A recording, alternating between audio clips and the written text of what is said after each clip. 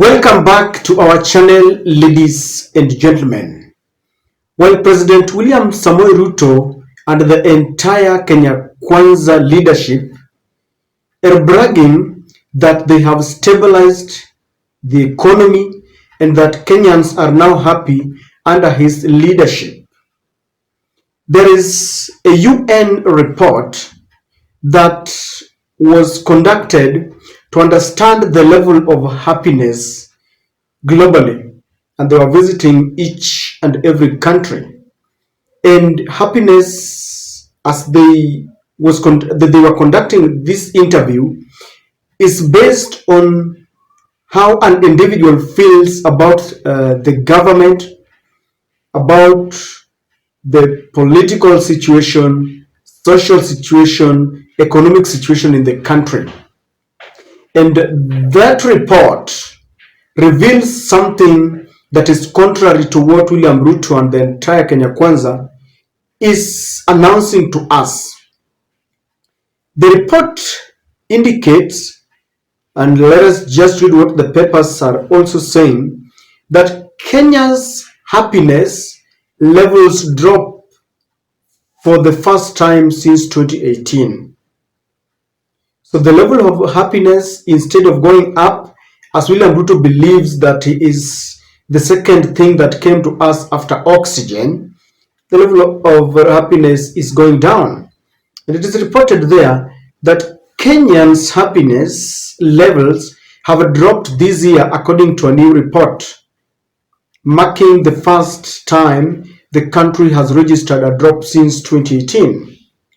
The 2024 World Happiness Report ranks Kenya 114 out of the 143 countries analyzed, a drop from 111 in last year's report.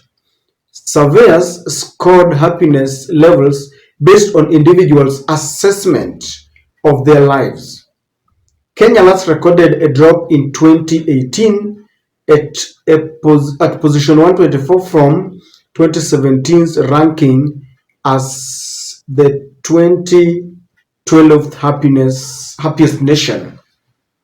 So from sometimes in 2013, from 2007, 2013, and going towards 2017, the level of happiness of Kenyans was a bit stable, and then it dropped in 2018.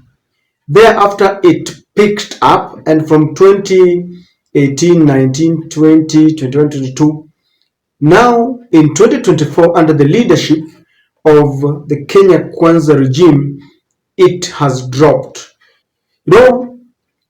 These are based on what Kenyans are reporting, and when people are doing the survey, they don't look at your tribe, because if they look at your tribe, you will hate Ruto because maybe you're not a Kalenjin. You will hate Ruto because maybe you're not a Kikuyu. They are not asking your political affiliation, because if they ask someone based on their party affiliation, then their Azimio supporters may just want to spread malice. So they are asking you because you are a Kenyan, and they're looking at very many parameters. As this was going on, William Ruto is saying something on Twitter.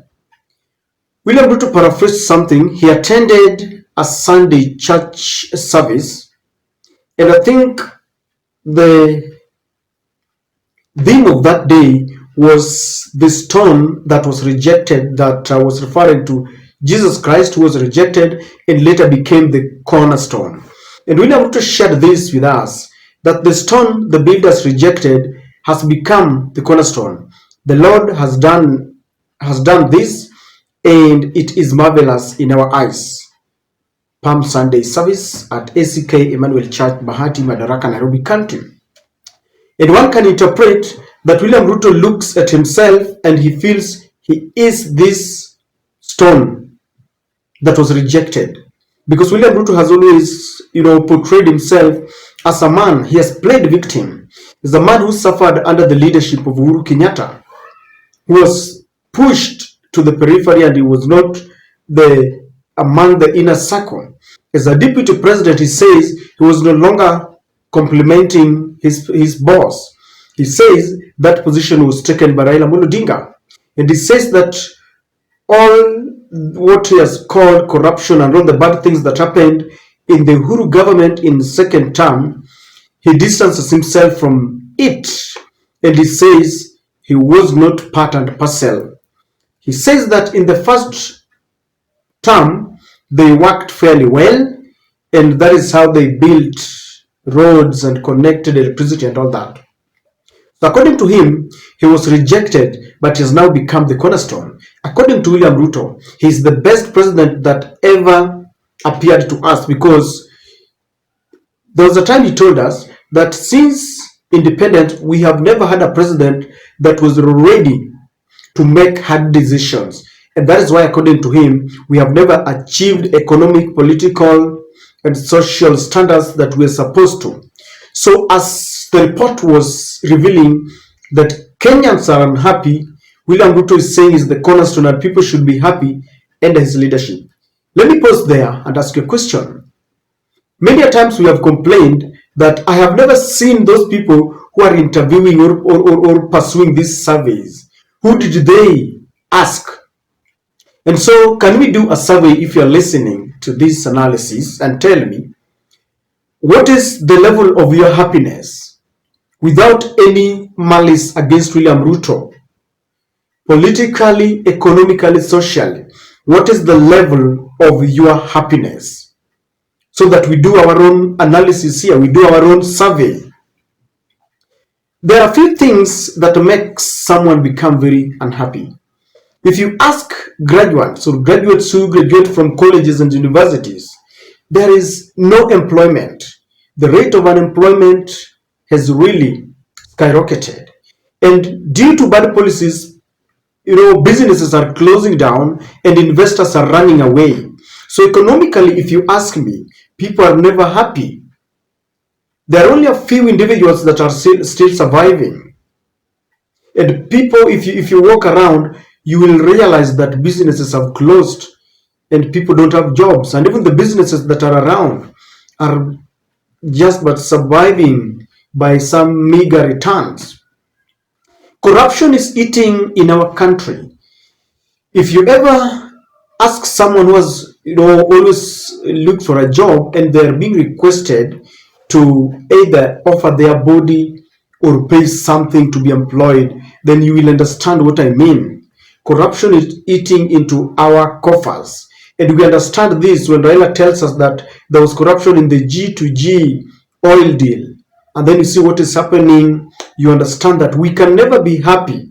We can never be a happy family if corruption is eating into our country.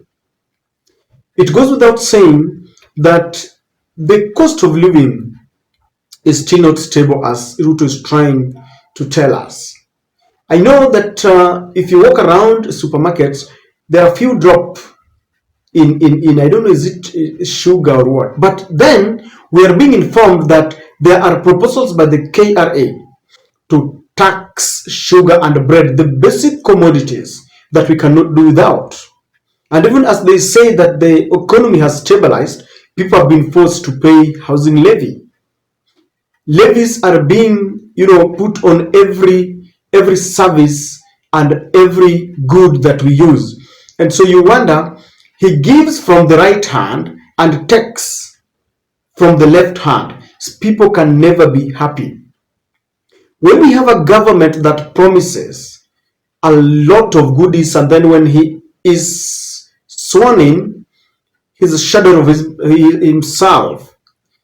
Doctors are under strike. There are ongoing strikes. Instead of talking to the doctors and look for an amicable solution, they are told, they are being threatened that they will be replaced if they move on with they perpetuate the demonstrations. When there is a CBA that was signed and they are unable to implement, and as they do this, I met a person who could not afford going to the private hospital, and alienda kubatisha, doctors were not there. And when a government thinks that they are punishing doctors, they are punishing millions of Kenyans who cannot afford medication. And you wonder, this is the government that is talking about the NIF, how would we call it, the what we have now moved on from the NHIF to the new, service. And they're telling us that they want to offer some medical, what I could only call Ruto care. And you cannot take care of the doctors, and you're telling us that you want to provide health care. It starts with the people who are providing the services. And that is what I'm telling you. If you look at the teachers, they're demoralized. The police, I saw a video where Kindiki went to Kisii, and the residential places of the police was very pathetic. Walls are made of mud thatched, and fallen walls, and you wonder what kind of situation. And then I listened to Kithure Kindiki, and he was just saying that we appreciate you for working under these, very hard conditions. And I thought, like, what? And then you hear that the budget that has been given to State House is enormous, and the deputy president is renovating and buying curtains worth millions of shillings. How can you be happy in such an environment? I mean, ladies and gentlemen, what is the level of your happiness?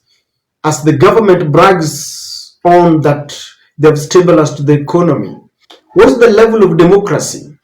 Maybe fairly well, if you ask me. Socially, when you see our girls dying in the Airbnbs, I mean, things are still not where they are supposed to be. And if you ask me, I believe this report that we are not happy. People live in regrets why they defied Uhuru's warning. But then I always say that when you make your bed, you must sleep on it. And I'm sure they will start rejecting this survey. They only accept a survey that ranks UDA as the best or the most popular party. They only accept surveys and opinion polls that rank them the best and serves their purposes. And so, ladies and gentlemen, that is the report, and it is not a report. It is not Kenyan based. It is an international report. I don't know what you think, but that is my take.